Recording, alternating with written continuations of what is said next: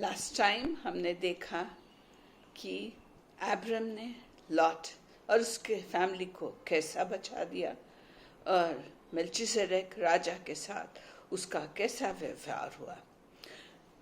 उसके बाद अब्राहम को वापस गॉड का दृष्टांत हुआ और गॉड उसके साथ बात करने लगे। परमेश्वर अब्राहम को बोले कि तेरे डिसेंडेंट्स, तेरे पीढ़ी के लोग जितना रेता समुंदर में है उससे भी ज्यादा होंगे, जितने आकाश में तारे हैं उससे भी ज्यादा होंगे। तो ये बहुत बड़ा नंबर है। आप एक मुट्ठी भर रेता लीजिए और उसकी गिनती करने लगो तो वो काउंट नहीं होता हमसे, वो काउंटिंग नहीं होता हमसे। तो ये जब गॉड ने अब्राहम को बोला तो अब्राहम परमेश्वर पे विश्वास किया। जो भी परमेश्वर उसे बोल रहा था उसके ऊपर विश्वास किया और परमेश्वर उससे बहुत खुश था कि वो परमेश्वर के बात पे विश्वास करता है। तो ये विश्वास के लिए हमें क्या चाहिए? हमें विश्वास चाहिए और परमेश्वर के वचन के ऊपर भरोसा चाहिए। तो हम खुद को पूछें कि क्या हमें परमेश्वर के वचन के ऊपर भरोसा है या नहीं है।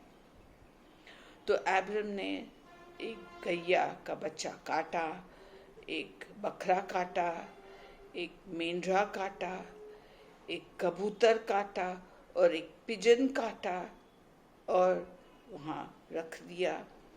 और जब शाम हुई तो गहरे नींद में गिर गया और परमेश्वर उसके साथ बोलने लगे और उसको बताए कि तेरे पीढ़ियां में जो लोग आएंगे वो 400 साल तक स्लेव्स बनेंगे, दूसरे देश के स्लेव्स बनेंगे।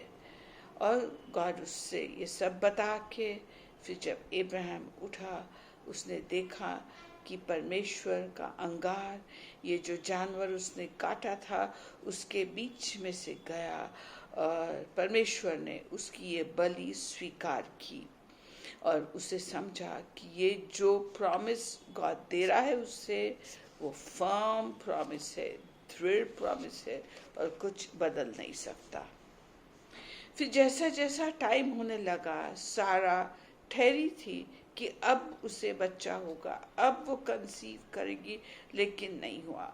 तो उसने प्लान बनाया और अब्राम को बोली कि तू मेरे नौकर हग्गार के साथ सो और जो बेटा होगा वो मेरा बेटा होगा। तो अब्राम उसकी बात सुना और देखो देखते देखते हग्गार पेट से रही और उसके बाद सारा को उसके ऊपर जलस हुई, उसके ऊपर बहुत जलस हुई और वो हग्गार को दूर भेज दी क्योंकि वो बहुत सता रही थी हग्गार को। तो हग्गार एक्चुअली भाग गई वो छोड़ के और तब वो एक जगह रेता के बीच में बैठी थी, डेजर्ट में बैठी थी। तो परमेश्वर का देवदूता फरिश्ता आया और उसे बोला कि तू वापस जा सराय के पास और तुझे बेटा होगा और उसका नाम रखना इश्माएल। तो ये बहुत मेसी सिचुएशन था, अच्छा सिचुएशन नहीं था क्योंकि सराय का विश्वास गॉड के ऊपर इतना दृढ़ नहीं था, इतना फर्म नहीं था जितना अब्राम का विश्वास है गॉड के ऊपर। और सेकेंडली अब्राम ने ये सराय का प्लान सुना और हग्गार के साथ उसको प्रेग्नेंट किया। तो अब्राम भी वीक माइंडेड था। और अनदर प्रॉब्लम, हग्गार जब प्रेग्नेंट हुई तो वो भाग जाती है। तो ये सिचुएशन कुछ अच्छा नहीं दिखा और इससे हम सीखते हैं कुछ लेसन्स। पहला हम सीखते हैं कि हमें भी प्रॉब्लम्स होते हैं दुनिया में, तो हम ये प्रॉब्लम्स को, डिफिकल्टीज को बरोबर से सामना करना चाहिए। डिफिकल्टीज और प्रॉब्लम्स को छोड़ के कहाँ दूसरे तरफ भाग नहीं जाना चाहिए। जो भी हमारे प्रॉब्लम्स है उसे हिम्मत लेके सामना करना चाहिए। और हम हमारे माइंड से, हमारे ताकत से हमारे प्रॉब्लम्स को सॉल्व नहीं कर सकते।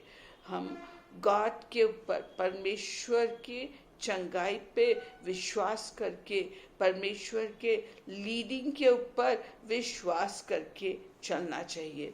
क्योंकि रोमन्स 8 चैप्टर और 28 वर्स ऐसा कहता है कि जो परमेश्वर के प्यारे हैं, जो परमेश्वर के ऊपर भरोसा रखते हैं, उनके लिए सब कुछ अच्छा अच्छा परमेश्वर कर देता है।